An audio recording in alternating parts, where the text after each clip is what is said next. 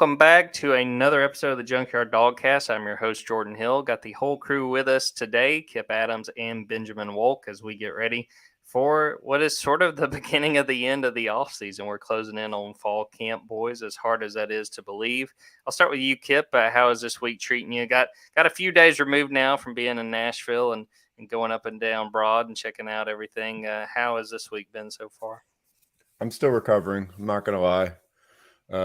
Nashville remains undefeated. We kind of saw that when we got the SEC order of finish, and the 5 people picked Vanderbilt to win the SEC. I want to apologize to any of the Doors fans that happen to be watching this pod by mistake. I did not pick you to win the SEC, but at the same time, I mean, you spend a week there, and it changes you. So. Still recovering from that and still kind of just in shock overall. Just taking all of that in, experiencing SEC Media Days for the first time. It's an experience, but can't say I learned a lot about, the different programs, but definitely enjoyed myself there. And now, I mean, this is it. Like, the off season's officially over now, right? It might as well be. And yeah, I think you had the optimal descriptor there. It's an experience. What kind of an experience? Well, you just fill it in how you want. Ben, how is today treating you as we get through and get ready in a few minutes? Talk a little bit more about what Georgia's been doing on the recruiting trail. I mean, it's a circus. We don't have to shy away from it. It's a circus. I know exactly what type of experience it is. But to Kip's point, you probably get more out of the hanging out, seeing folks than you do maybe what are we learning from these actual football teams, football coaches, football players. But hey, to you all's point, I'm with our boy Josh Pate. I don't say the word off season. We know there isn't one, but it does feel like football is back. No doubt about it. And while we're still waiting on the football side of things, obviously still a lot of recruiting and a lot of news on that front going on. And Georgia picks up another big commitment on Monday night by getting 5-star linebacker Justin Williams, adding to what was already the number 1 class in the country. Teammate of a Georgia commit on the defensive line, Joseph Jonah Ajonye, decides that he is also going to follow suit and go from Texas to Georgia. I'll start with you, Ben. Tell me what really strikes you, what stands out the most to you about Justin Williams and the fact he's joining a linebacker room that is insanely deep already for the Bulldogs. Well, yeah, I mean, first and foremost, let's talk about the talent here. I mean, this is a guy that's a top 20 player in America. He is, if you go look at the linebacker board, there's not many guys rated higher than DeMarcus Riddick, which I'm sure we'll get into a little bit more later in the podcast. But, Justin Williams is as good of a linebacker as you're going to find in college football right now or in America right now. And I think that he fits exactly what Georgia is trending toward recruiting at the linebacker position. He is super fast. I mean, you look at some of the guys that they've taken over the last few cycles. Justin Williams fits right into that prototype. He's super fast. He's been clocked at a 4.44 in the 40. I know he has a 36-inch vertical leap. I mean, he hits all of the measurables, but when you talk to his coaches or I've talked to a couple of teachers at Oak Ridge that have gotten to know Joseph and Justin both, and everybody at Oak Ridge just loves Justin Williams. Like, he has a way about him. I think that if you have even just surface level interactions with Justin, you recognize sort of the jovial nature that he carries himself with. He has a smile on his face. He's a happy-go-lucky type of guy. When you turn on the film, obviously there's a flip that gets switched there. He's moving really, really fast. He plays fast and physical. He's one of those types of guys that we've talked about in recent weeks as a defensive back turned linebacker. And that's sort of the way that the position is going, the way things are trending just in terms of the types of linebackers that Georgia's recruiting going forward as well. 6'2", 205, 247 Sports has him as a 16th overall player in the 2024 class. Kip, I'll throw it to you. What do you feel like this says about Glenn Schumann and really the entire Georgia coaching staff? We've talked about, how deep they are at linebacker in the years to come, but that a guy like Justin Williams doesn't seem to really be concerned about that. He's still down to be a Bulldog and is going to add to another very talented position group for the Bulldogs. You're muted. Oh, got him. Nashville's still hitting hard. Yeah, we spent all last year talking about that linebacker group that Glenn Schumann signed. I mean, Raylan Wilson, C.J. Allen, and Troy Boyles. We discussed how that's as talented a linebacker group we kind of ever seen at Georgia. And I mean, we talked about Raylan Wilson being kind of that NFL type of guy that's probably going to play on Sundays. He projects that well. C.J. Allen already making a huge impact, and Troy Boyles just having all the intangibles, being the son of an NFL coach, but also really athletic as well. And now Georgia has a linebacker in Justin Williams committed, who's the highest rated linebacker Georgia's ever had committed. That kind of says it all there. And you start looking at the traits that he has. A lot of people have mentioned Roquan Smith just as that projection. And, obviously, if you're going to project a kid as a Butkus Award winner, you at least want to know that he has some of the physical capabilities, that a guy like Roquan had coming out of high school. But, I mean, I remember seeing Roquan, coming out of his, I think, sophomore year, and thought he was a safety out there. But I mean, he was, on film, he was hitting hard, going all across the field. And, he started to transition into more of an inside the linebacker role. And Justin's kind of that same way. He played safety early on, and, he's got track speed, a guy that you could tell can play in coverage, can anticipate routes. If that linebacker moves, pre-snap, that Justin can follow him and not lose sight of him. And that's what you want to have, guys like that, just with the way that, offenses are these days. But at the same time, I mean, he is not afraid to lower the hammer either. He's got, great hand strength, and he has great range. And it's just, he looks fearless on film. And then you just start to kind of track and look ahead to this class, having a guy like Justin Williams on board, the number one linebacker in the country, according to the industry. And you see Chris Cole from Virginia. You see Chris Jones from Virginia, the two Virginia guys that are also top 10 linebacker prospects. And you start thinking about this class and go, well, now, wait a minute. I mean, this class compares favorably to last year's class. And, I just got done. We wrote about Todd Hartley being one of the top 7 recruiters in the country. It'd be hard pressed to find maybe a more productive recruiter right now than what Glenn Schumann has done, having multiple Butkus Award winners and just stacking that position room the way that he has right now, and looks to be doing this cycle as well. Kip mentioned some of those guys still on the board. You look at Georgia's 2024 class, they've got 26 commits now. Justin Williams is in a few days after Jalen Hayward had decommitted and sort of, kind of saw one in, one out there. But Ben, let's look at linebacker with what Georgia has right now. We are expecting a decommit in the next few days.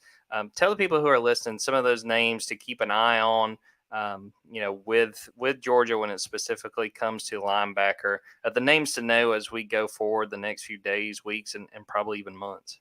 Yeah, I mean, I think we've mentioned them sort of already. I mean, Justin Williams obviously was the big first domino to fall yesterday, and I think landing him will ease any blows that Georgia might feel in the coming days as well.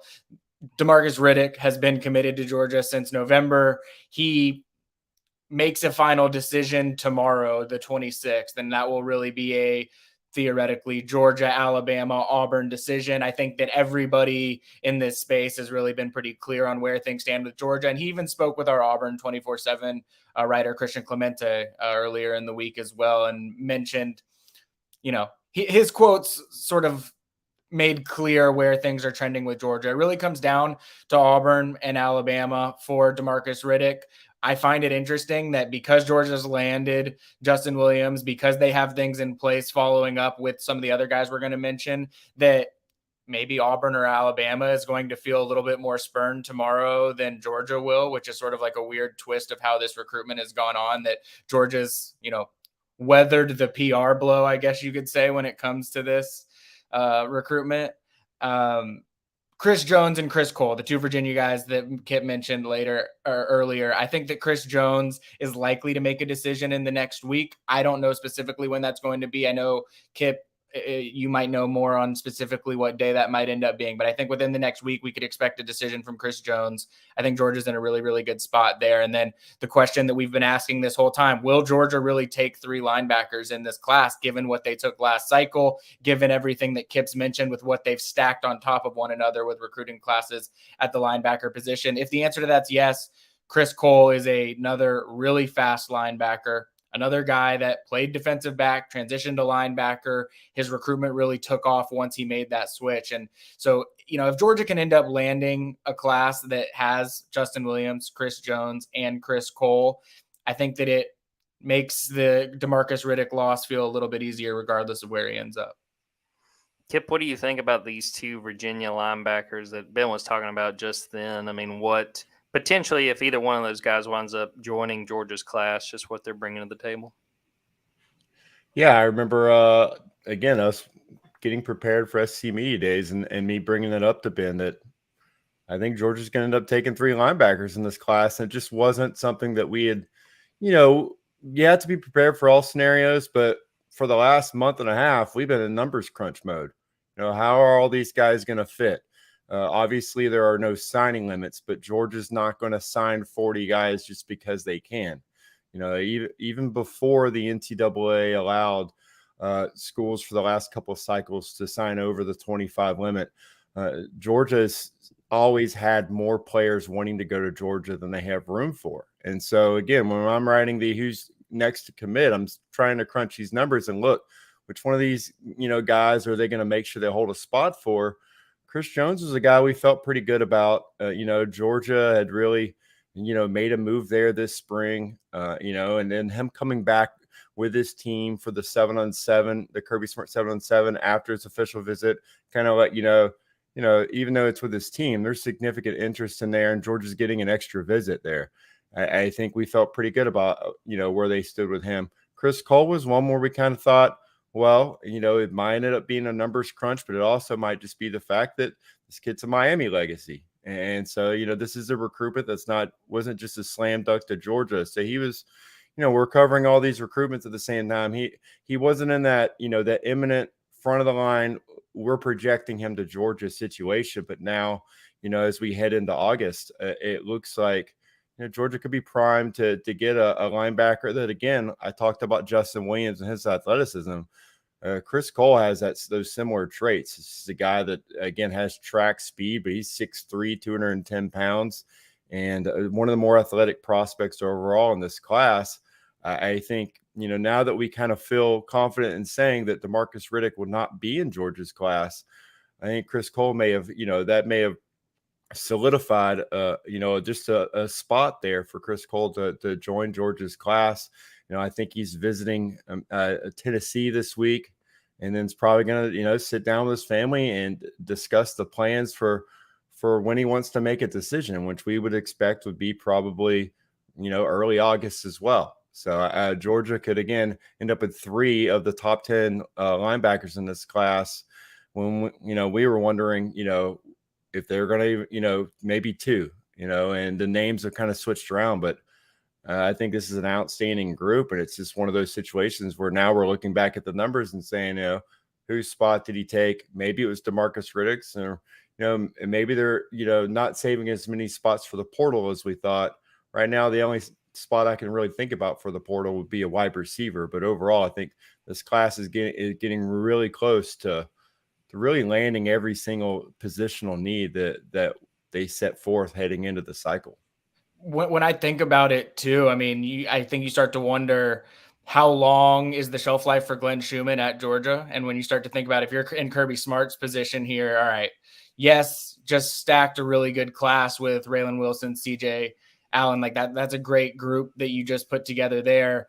But how much more can you milk of Glenn Schumann, the recruiter for Georgia? And if that shelf life is growing shorter and shorter by the year, that like this cycle is going to be a big one in terms of stacking recruitments for the future too. It's funny looking at this class. It felt like for a long time we were concentrated on offensive line and are like, all right, they really can't take this many. And I said, okay, well, that they are. And now we're having the same conversation with linebacker. But, especially when you look at it from the Georgia perspective, it's a good problem for them to have to make those numbers work. And you have no doubt that Kirby Smart and company, they will make those numbers work to get the guys that they want. We're going to take a quick break, come back, talk a little bit about some of the lasting thoughts from media days, specifically all SEC, predicted order of finish, a lot of conversation involving the Bulldogs with both of those topics.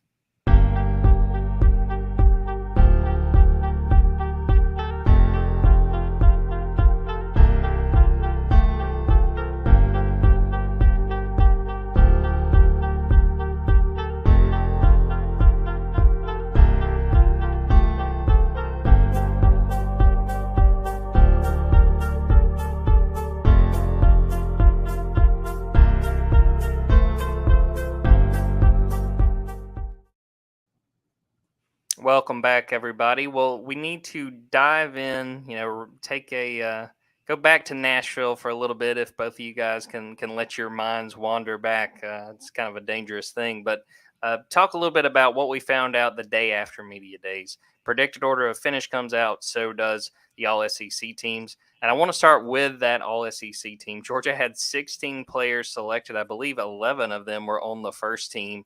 You look at the defense specifically, it felt like it was pretty much Georgia guys and then a few other guys sprinkled in.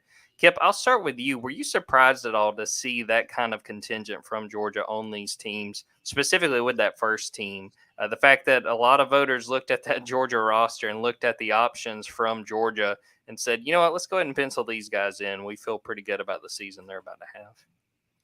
Yeah, it really hit when you started, going through and making your votes, and you get to each position, and you're just, you're trying to, again, as a journalist, you're trying to look and pick the best players. But I mean, every single position you got to, you had at least one, if not multiple, Georgia options there. And yeah, I mean, you just compared to last year. Heading into last season as the defending national champions, Georgia had 9 all-SEC selections by the media, and they had 6 players on the first team. So again, I mean, the numbers are really, really impressive. And like you said, I mean, especially in that secondary, when you have Malachi Starks, when you have Kamari Lassiter and Javon Bullard, all his first team selections. And then, I mean, Michael Williams and Nazir Stackhouse on the line. You know that this defense is not going anywhere, and we've said that under Kirby Smart, we don't really ever expect this defense to not be, top 10, if not top 5, and pushing for one of the top 2 defenses in the country. But now, just on paper, you look at each line of that defense, they have all SEC first team selections. I think that just goes to show, again, recruiting's important, but they've definitely developed an incredibly deep roster that should be really, really impressive this fall. It's funny you mentioned that, Kip, because going through my ballot, I was like, man, can I really put all these Georgia players on here? Trying to look at other guys. Like I had Nazir Stackhouse lower, and I don't even know, guys, to be honest, if I put Kamari on there just because I was trying to get different defensive backs. And then I look at that and I'm like, well, I mean, that makes a whole lot of sense, especially when you look at defense that so many people said, hey, when in doubt, we're going to put some Bulldogs on there. Ben, what did you make of that amount of attention Georgia's gotten? I mean, the fact that so many players made this All-SEC team as we get closer and closer to fall camp.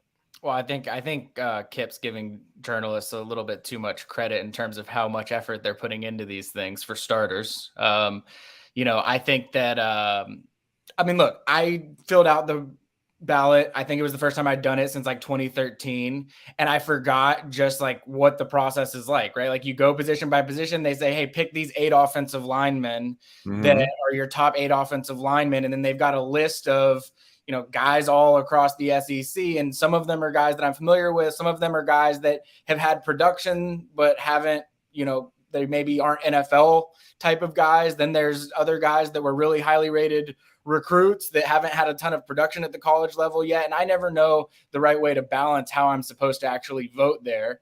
I think what happens with Georgia and why you see so many Georgia guys there, it goes back to what we talked about on the last pod, is like, Georgia's reached the pinnacle. It's at the point now where everybody views Georgia as the top of the sport, maybe even the top of the conference. And so when you're coming across names and you see, such and such, Georgia, people that don't cover Georgia are probably more likely to vote those guys 1, 2, 3, 4 than someone that covers Georgia, because someone that covers Georgia might have a slightly better perception of where they fit in the depth chart, what their productivity levels are going to be, how they're actually projecting to the next level. Whereas somebody that covers LSU or Mississippi State, they're going to say, oh, well, that's the cornerback nominee for Georgia. He definitely needs to be up there. Not to shortchange anybody that got those preseason accolades on the Georgia side of things, because I think everybody that was nominated on the Georgia side and was eligible to be voted was worthy of it. We've seen the productivity levels of everybody that plays at the University of Georgia. So if you have played significant snaps at Georgia, you probably deserve some sort of preseason accolades.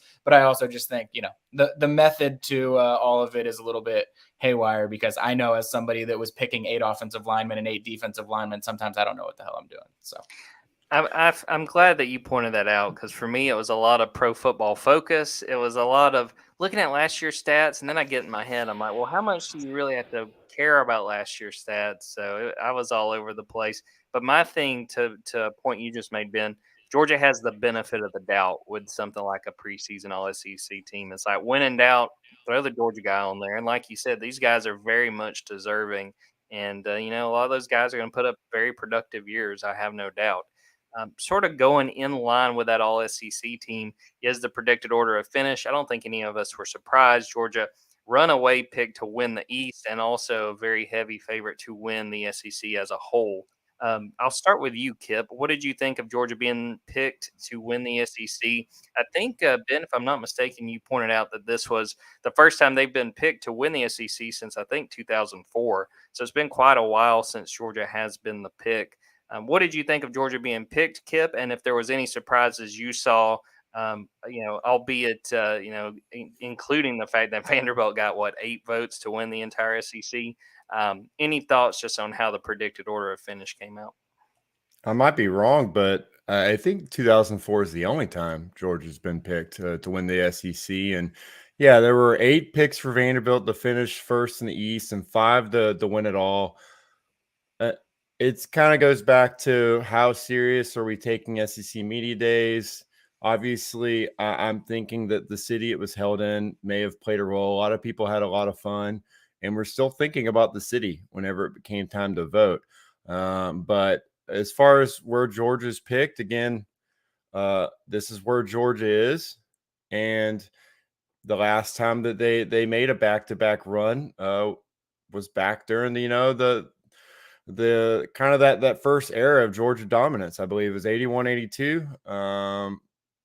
So I think right now Georgia's positioned well, and I doubt they're going to share a conference title this year like they had to do after that. In that 1981 SC championship, I believe that it was a split title. I don't think that's going to happen this year, so they have a chance to do something that they've never done before, which is win back-to-back outright SEC championships. The order didn't really surprise me. It's kind of, honestly, it's when you get into 3 and 4, you start looking at teams like, Ole Miss and Texas A&M in the West, and then you get into Missouri and South Carolina in the East. Those are the kind of the teams where you're not really sure what's going to happen. You start thinking, well, who do they have at quarterback? That's kind of like, that's that X factor.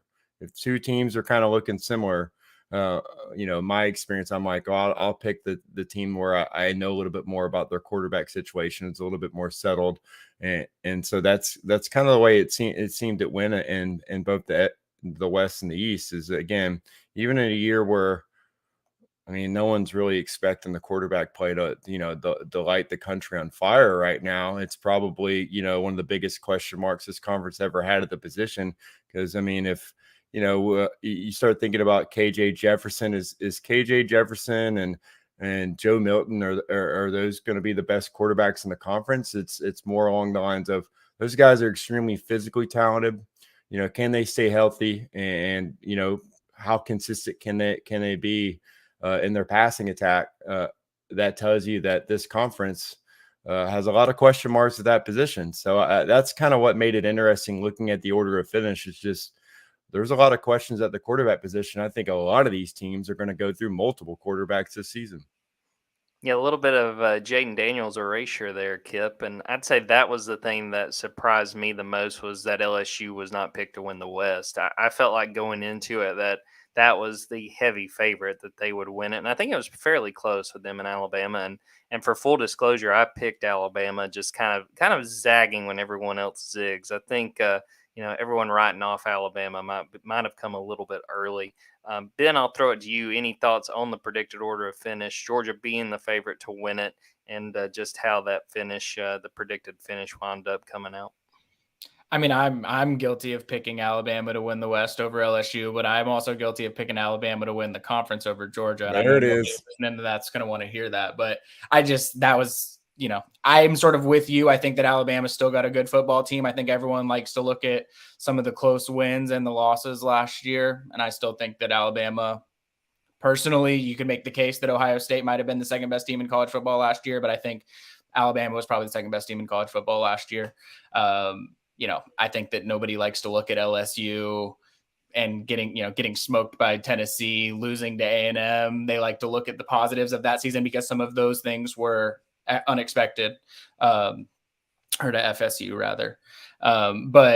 I personally am somewhat surprised with how low people are perceiving Florida this year. I realize that they've got a tough schedule. There's not a ton of optimism in Gainesville, but I feel like the middle of the pack in the SEC. So sort of looking beyond the top three, Georgia, LSU, and Alabama, I would say, I think that it's a very narrow gap between the Tennessees, the South Carolinas, the Floridas, the Kentuckys, the Ole Misses, even maybe the Auburns, potentially, depending on what the transfer portal turned out for them. Like, I think it's a much closer group within the SEC than what I feel like I'm typically accustomed to. So I was just sort of surprised just how unfavorably Florida is viewed across the conference. Just because we're not too far away from Florida, being top or second best team in the SEC East on a consistent basis. But I think kind of to Kip's point, and Kip, if you got any thoughts on this, feel free. But for me, like looking at a Florida, it goes back to quarterback play, what you were just talking about. And I'll just never forget, guys, looking at the Florida 24/7 site during that spring game. And I mean, it was grim. I mean, Graham Mertz had a terrible day, and I don't think any of the other quarterbacks looked much better. And just sort of knowing Graham's background at Wisconsin, I mean, that to me would be the biggest reason I have pause with putting Florida farther up. I'm trying to remember where I had them like 10th or 11th in that 24/7 SEC poll we did. I just don't see much on that offensive side that makes me think that they could surprise people. Because when you're trying to sell me on Graham Mertz, I think I'm going to shop elsewhere. I'm in the heavy minority on the Florida side of things. I just have that week 3 game against Tennessee, Tennessee's circled as one where I think that everyone has it written off as like, oh, Tennessee's obviously heavy favorite. They're going to win. And look, Florida's got a big test against Utah ahead of time as well. And I don't know how I've got us talking about Florida, Tennessee week 3, but yeah, it's just a big SEC East game that I got circled. And I think that Florida's talent gap and with Tennessee is not what I think people talk about it being. Honestly, I think Graham Mertz might be the worst starting quarterback in the SEC going into the season. Honestly, I start thinking about AJ Swan, my guy from Cherokee. So, I mean, I'm biased there, but I think he's a better quarterback than Graham. And Brady Cook, if he's the starter at Missouri, I think again he's going to be a better quarterback. And honestly, if Peyton Thorne starts or Robbie Ashford, I think they'll be better than Graham Mertz. And I don't think Alabama's got a top 10. I mean, I guess number 10, whether it's Ty Simpson or Jalen Milroe, I think again, probably 10th. And that's probably that's for me, that's kind of where I'm wondering in this conference is to your point, Jordan, is I think that it's bunched. It's a bunch of guys that going into the season could turn out to be incredible, but on paper, bunch of guys, and they aren't guys that I would feel comfortable about as far as trying to win double-digit games in the season. You really would have to stack the roster around them. And to your point, especially with Florida, I don't think that roster is stacked the way it needs to be to lift up poor quarterback play. And again, if they go 6-6 this year, I think that's probably pretty solid with that level of quarterback play. I think that's kind of where they're at, unless he takes a step we haven't seen, or they make a change at quarterback and get better production than what he's capable of. You look at Alabama, it feels like all the chips are going to be on Tyler Buckner, who's coming over from Notre Dame following Tommy Rees, and it's going to be something to watch for sure. Before we wrap this up, Georgia men's basketball minute. The Bulldogs are over in Italy right now. They've played 2 games so far. Their first game, they won 86-45, and just based on what we've seen, just some of the stats that they have shared, some of the it's been fun to watch some of the Instagram lives some of these players have posted. Seems like everybody's having a good time. I keep going back to what Mike White told us before he left, before the team went over to Italy, that it's not so much about wins and losses. It's more of getting this team together, getting everybody to know each other. Because, again, this is a team that's only got 4 players back from last season. But I think the early returns have been positive from some of the people I've heard around the program. There's a lot of excitement. And I think as much as we are focused on football, and rightfully so, it's going to be fun, that time of year where you're kind of balancing football and men's basketball. I think there's a lot of questions about this Georgia basketball team, and I think it's going to be a fun one to follow. From a basketball standpoint, it sounds like they probably could have stayed and played at Ramsey, gotten some reps in. But from a life experience standpoint, I'm sure that this is second to none in terms of what they're getting in their college experience. So. Definitely the food side of things. I think that Jabri Abdur-Rahim, we talked to right before, it sounded like he may not be able to go to Olive Garden after this trip. Yeah, the strength and conditioning program is groaning right now, waiting for these guys to get back. And I feel the same way. Like I'm looking forward to going over there in the future, and probably have to spend the rest of the year undoing what happens a couple of weeks in Italy. So. Yeah, are they making strides, or is this actually, negative development by the team in Italy? But hey, recruiting, this should help for recruiting. So I guess maybe you bring in some guys that haven't gone to Italy, and they're ready to come in and play immediately. Yeah, I think it's going to be a fun trip. It's going to be fun talking to everybody after the fact just to see what their takeaways were. So we're going to wrap up this episode. Appreciate everyone for tuning in, everyone who watched this live, everyone who is listening to this after the fact. Make sure, if you haven't already, go to the Dogs 24/7 YouTube page and subscribe, and go check out the website. We got a 50% off deal that's still going strong right now, and this is the time to get in, because next week will be the start of fall camp, and we're going to be previewing that next week. Get a chance to gear up for, like we said at the top, going to be the beginning of the end of the offseason for us. But that's a good thing, because we're excited for football to come back. So we're going to wrap it up there. For Kip Adams and Benjamin Wolk, I am Jordan Hill. And until next time, take care, everybody.